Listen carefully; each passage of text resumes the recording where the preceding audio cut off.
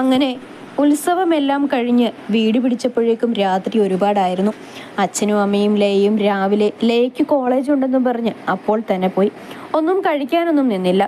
ഉത്സവപ്പറമ്പിൽ നിന്ന് അതും ഇതുമായി കുറേ സാധനങ്ങൾ കഴിച്ചതുകൊണ്ട് എല്ലാവരുടെയും വയറ് ഫുള്ളായിരുന്നു. അമ്മാവിയും അമ്മാവനും പോയിട്ടില്ല. അവർക്ക് കിടക്കാൻ അച്ചുചേച്ചി മുറി ശരിയാക്കുന്നുണ്ട്. ക്ഷീണം കാരണം പിന്നെ അതൊന്നും ശ്രദ്ധിക്കാൻ പോയില്ല. വേഗം മുറിയിൽ കയറി ഫ്രഷായി ശ്രീയേട്ടനരികിൽ കിടന്നു. തന്നെ ചേർത്ത് പിടിച്ച് ശ്രീയേട്ടനും പുഞ്ചിരിയോടെ കിടന്നു. പിറ്റേന്ന് പതിവ് പോലെ തന്നെ കടന്നുപോയി. അച്ചുചേച്ചി വീട്ടിൽ പോയിരുന്നു. വീടിൻ്റെ കുറ്റിയടിക്കൽ പറയാനാണെന്നും പറഞ്ഞ് അവിടെ നിന്നു കുറച്ച് ദിവസം. ഒരു ഞായറാഴ്ച എല്ലാവരും വൈകുന്നേരം ഉമ്മറത്തിരുന്ന് ചായയൊക്കെ കുടിച്ച് വർത്താനം പറഞ്ഞിരിക്കുമ്പോൾ വീട്ടുമുറ്റത്ത് പ്രതീക്ഷിക്കാത്ത 2 അതിഥികൾ ബൈക്കിൽ വന്നു നിന്നു. അവരെ കണ്ട് പുഞ്ചിരിയോടെ ഇരുന്നിടത്തു നിന്നും എഴുന്നേറ്റ് അവർക്കരികിലേക്ക് നടന്നു. ശ്രീയും ലച്ചുവിൻ്റെ കൂടെ അവർക്കരികിലേക്ക് നടന്നു. അവർ ബൈക്കിൽ നിന്ന് ഇറങ്ങിയതോടെ ശ്രീ അതിലെ ചെറുപ്പക്കാരന് കൈ കൊടുത്തു. ഹലോ ശരത്. ഹലോ ശ്രീ. 2 പേരും കൈകൊടുത്തു പുഞ്ചിരിയോടെ. ലച്ചു വേഗം അപ്പച്ചിയുടെ അടുത്തേക്ക് ചെന്നു. ശരത്തിനും അപ്പച്ചിക്കും ഓരോ പുഞ്ചിരി നൽകി 2 പേരെയും അകത്തേക്ക് ക്ഷണിച്ചു. അച്ഛനും അമ്മയും പുഞ്ചിരിയോടെ തന്നെ അവരെ സ്വീകരിച്ച് അകത്തെ സോഫയിലേക്ക് ഇരുത്തി. എന്തൊക്കെയാ എല്ലാവരുടെയും വിശേഷം? അപ്പച്ചി തന്നെ ചോദ്യത്തിന് തുടക്കമിട്ടു. നല്ലത് തന്നെ, അമ്മയാണ് ഉത്തരം പറഞ്ഞത്. ലച്ചു ശ്രീക്കരികിൽ തന്നെ നിന്നു. എന്താ അപ്പച്ചി, മുന്നറിയിപ്പൊന്നും ഇല്ലാതെ? ഇന്നലെ അച്ഛൻ വിളിച്ചപ്പോഴും ഒന്നും പറഞ്ഞില്ലല്ലോ? അവൾ പുഞ്ചിരിയോടെ തിരക്കി. അവനറിഞ്ഞിട്ടില്ല ലച്ചു ഞങ്ങൾ വരുന്നത് പറഞ്ഞുകൊണ്ട് പുഞ്ചിരിയോടെ അപ്പച്ചി ശരത്തിൻ്റെ മുഖത്തേക്ക് നോക്കി. നീ മറന്നോ ലച്ചു? ശരത്തിൻ്റെ കല്യാണമല്ലേ അടുത്ത മാസം 1-ന്. അതിന് ക്ഷണിക്കാൻ വന്നതാ. ആദ്യത്തെ വിളി ഇവിടെയാ. അപ്പച്ചി പറഞ്ഞു നിർത്തിയപ്പോൾ ലച്ചുവിൻ്റെ നോട്ടം ശരത്തിന് മേലേക്ക് നീണ്ടു. ആളെല്ലാം കേട്ടുകൊണ്ട് പുഞ്ചിരിയോടെ ഇരിക്കുന്നുണ്ട്. ഇവൻ ഒരേ നിർബന്ധം, ആദ്യം ലച്ചുവിനെ തന്നെ വിളിക്കണമെന്ന്. അവൻ്റെ മൂത്ത പെങ്ങളല്ലേ. അപ്പച്ചി അത് പറഞ്ഞപ്പോൾ ശരത്തിനെ ആണോ എന്ന പോലെ ശ്രീയും ലച്ചുവും ഒരുപോലെ നോക്കി. അവനാണെങ്കിൽ അമ്മയുടെ മനസ്സിൽ പോലും വിചാരിക്കാത്ത കാര്യങ്ങൾ പറയുന്നത് കേട്ട് ചിരിക്കണോ കരയണോ എന്ന അവസ്ഥയിലിരുന്നു. അമ്മയുടെ നിർബന്ധമായിരുന്നു ലച്ചുവിന് തന്നെ ആദ്യത്തെ കുറി നൽകണമെന്നുള്ളത്. താനത് വേണ്ടെന്ന് പറഞ്ഞിട്ടും അമ്മയുടെ ഒരേ വാശിയാണ് ഇങ്ങോട്ട് പോകുന്നത്. ആണോ? എവിടെ നിന്നാ? ചോദ്യം അമ്മയുടേതാണ്. ഞാൻ ചായ എടുക്കാം. സംസാരത്തിനിടയിൽ തന്നെ അതും പറഞ്ഞ് ലച്ചു ചായ എടുക്കാൻ അടുക്കളയിലേക്ക് നടന്നു. അപ്പച്ചി സ്ഥലവും പെണ്ണിനെക്കുറിച്ചുമെല്ലാം വള്ളിപ്പുള്ളി വിടാതെ എല്ലാം പറയുന്നുണ്ട്. എല്ലാം അടുക്കളയിൽ നിന്ന് ലച്ചുവും കേൾക്കുന്നുണ്ട്. അവർ സംസാരിക്കുന്നതിനിടയിൽ വലിയ റോളൊന്നും ഇല്ലാത്തതിനാൽ ശരത്ത് ശ്രീയെയും വിളിച്ച് പുറത്തേക്കിറങ്ങി. അച്ഛൻ അപ്പച്ചിയുടെ സംസാരം രസിച്ച പോലെ അവിടെ ഇരുന്ന് കേൾക്കുന്നുണ്ട്. പൊങ്ങച്ചമാണെങ്കിലും കൈകൊണ്ടുള്ള ചലനങ്ങൾ കാണാൻ സംസാരത്തിനിടയിലും ഭയങ്കര രസമാണ്. ലച്ചു വേഗം വെള്ളം തിളയ്ക്കുമ്പോഴേക്കും കുറച്ച് മൈദ എടുത്ത് കലക്കി പഴംപൊരിക്ക് കൂട്ടിവെച്ചു. വേഗം മറ്റു അടുപ്പിൽ ചട്ടിയൊക്കെ വെച്ച് പഴം പൊരിക്കാൻ തുടങ്ങി. ശ്രീ ശരത്തുമായി ഗംഗയുടെ വീടിനടുത്തേക്ക് പോകാനുള്ള പടിക്കെട്ടിലായി ഇരുന്നു. 2 പേർക്കും എങ്ങനെ സംസാരിച്ചു തുടങ്ങണമെന്നറിയില്ലായിരുന്നു. മൗനമായ കുറച്ച് നിമിഷങ്ങൾ. മൗനം ഭേദിച്ചുകൊണ്ട് ശ്രീ തന്നെ സംസാരത്തിന് തുടക്കമിട്ടു. എപ്പോഴാണ് ശരത് നാട്ടിലേക്ക് വന്നത്? 2 ദിവസമായി. എങ്ങനെ പോകുന്നു കച്ചവടമൊക്കെ? ആ ടൗണിലായത് കുഴപ്പമില്ല. ലവ് മാരേജ് ആണല്ലേ? ലച്ചു പറഞ്ഞിരുന്നു. അതിന് എന്തുത്തരം പറയണമെന്നറിയാതെ ശരത്ത് ശ്രീയെ നോക്കി. എന്താ ശരത് ആലോചിക്കുന്നത്? ലവ് മാരേജ് അല്ലേ? ശ്രീയിലും സംശയഭാവം. ലവ് മാരേജ് ആണോ എന്ന് ചോദിച്ചാൽ അതെ, അല്ലെന്ന് ചോദിച്ചാലോ അങ്ങനെയാണ് താനും. എന്താ ഇപ്പോൾ കല്യാണം അടുപ്പിച്ച് ഇങ്ങനെ പറയാൻ? ഒന്നുമില്ല. ഞാനും അഞ്ജലിയും ഒരേ ഓഫീസിൽ ഒരേ സെക്ഷനിലാണ് വർക്ക് ചെയ്യുന്നത്. അങ്ങനെയുള്ള പരിചയമായിരുന്നു. പിന്നെ അത് കൂടുതൽ അടുപ്പത്തിലേക്ക് വഴിമാറി.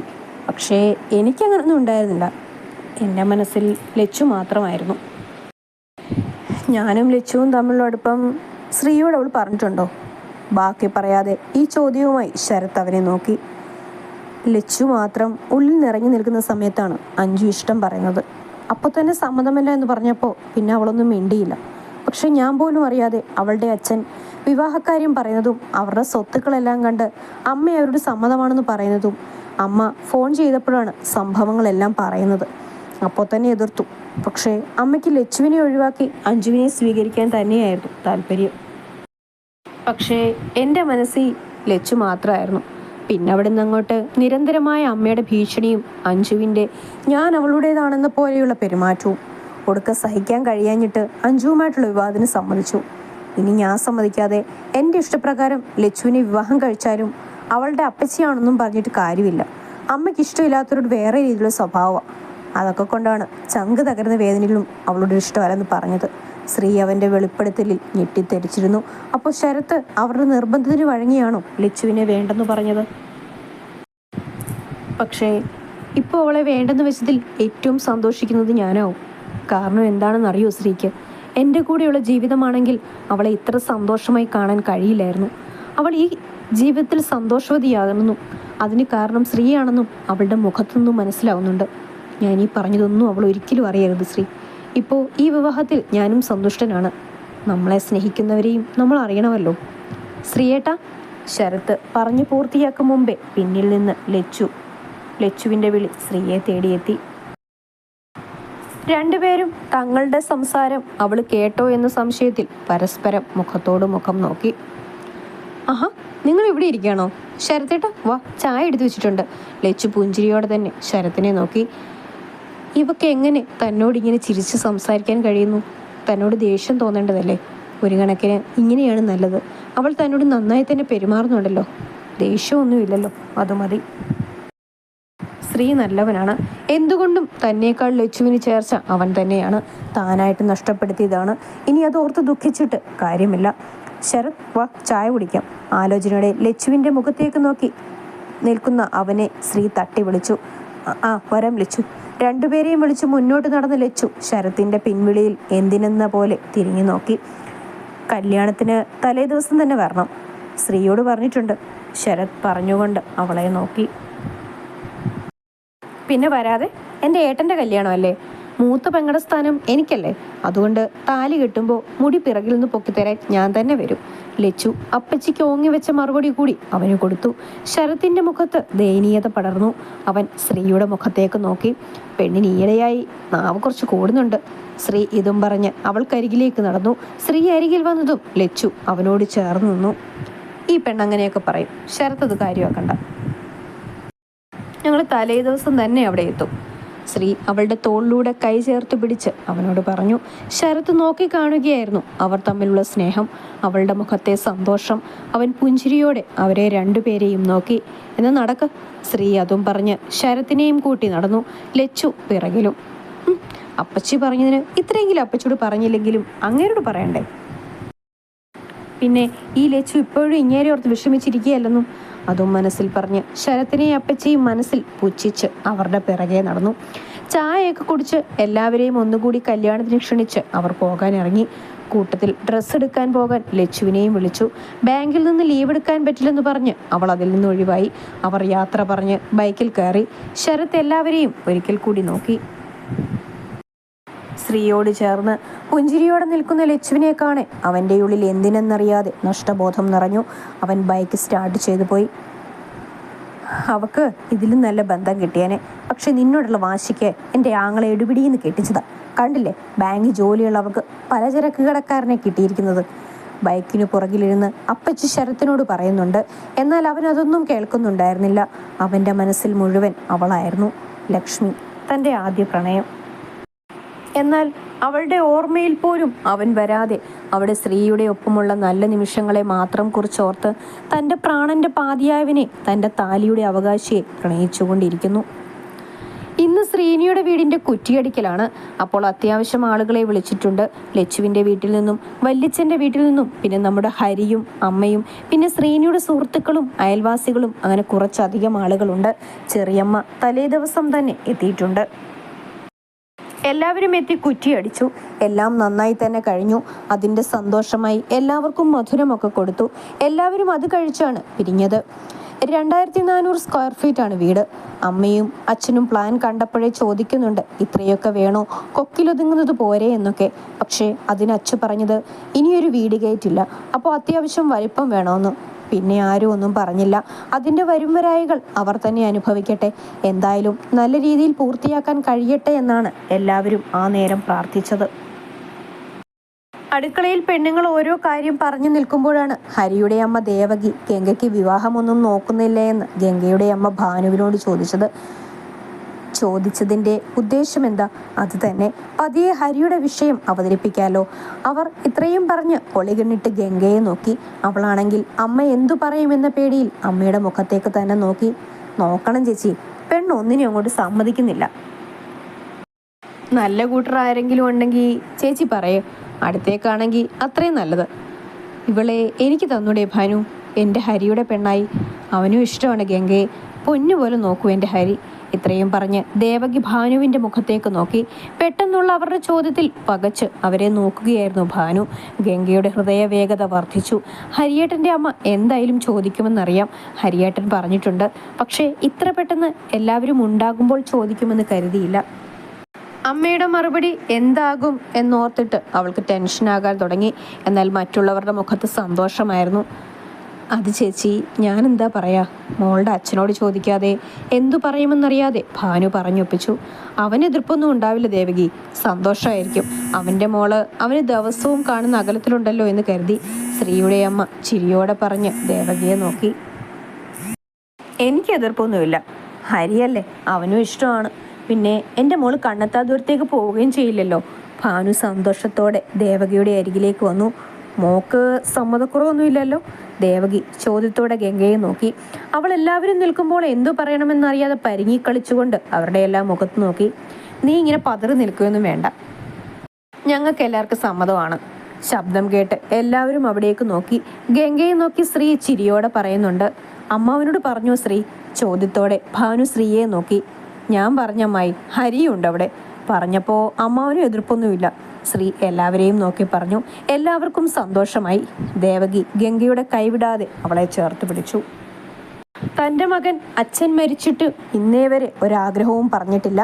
ഇപ്പോഴാണ് ഗംഗയെ ഇഷ്ടമാണ്, അമ്മ അവളുടെ വീട്ടിൽ പോയി സംസാരിക്കണമെന്ന് പറയുന്നത്. ദൈവാനുഗ്രഹത്താൽ അതും ശരിയായി. ഹരിയോടും അമ്മയോടും നല്ലൊരു ദിവസം നോക്കി അവർക്ക് വേണ്ടപ്പെട്ടവരെ എല്ലാം കൂട്ടി പെണ്ണ് കാണാൻ വരാൻ പറഞ്ഞിട്ടാണ് അവരെ യാത്രയാക്കിയത്. ഇന്ന് ശരത്തിൻ്റെ വിവാഹ തലേന്നാണ്. അങ്ങോട്ട് പോകാനുള്ള ഒരുക്കത്തിലാണ് ലച്ചുവും ശ്രീയും. മറ്റുള്ളവർ കല്യാണത്തിന് വരാമെന്ന് പറഞ്ഞു. അച്ചുവിന് ഇഷ്ടമില്ലെങ്കിലും അവൾ വരാമെന്ന് പറഞ്ഞിട്ടുണ്ട്. കാരണം ശ്രീ കൊടുത്ത കാശ് തന്നെ. വീടിൻ്റെ 1-ാം നില വാർക്ക് കഴിഞ്ഞിട്ടുണ്ട്. ഗംഗയുടെ പെണ്ണുകാണൽ കഴിഞ്ഞു. ശരത്തിൻ്റെ നിശ്ചയം കഴിഞ്ഞ് ഒരാഴ്ച കഴിഞ്ഞിട്ടാണ് കല്യാണം. നാളെ ഇടാനുള്ള ഡ്രസ്സിൻ്റെ ബാഗും എടുത്ത് ലച്ചുവും ശ്രീയും ഒരുങ്ങിയിറങ്ങി. എല്ലാവരോടും യാത്ര പറഞ്ഞു ബൈക്കിൽ കയറി. പോകുന്ന വഴിക്ക് അവൾക്ക് ഇഷ്ടമുള്ളതെല്ലാം വാങ്ങിക്കൊടുത്തു. വീട്ടിൽ പോയി ബാഗ് അവിടെ വെച്ചിട്ടാണ് അപ്പച്ചയുടെ വീട്ടിൽ പോകുന്നത്. അച്ഛൻ കാറെടുക്കാമെന്നാണ് പറഞ്ഞത്. വീട്ടിലെത്തി ചായയൊക്കെ കുടിച്ച് കുറച്ചു നേരം സംസാരിച്ചിട്ടൊക്കെയാണ് എല്ലാവരും കല്യാണ വീട്ടിലേക്ക് പോയത്. കല്യാണ വീട് ബൾബുകളുടെ ശോഭയിൽ മിന്നിത്തിളങ്ങിയിരുന്നു.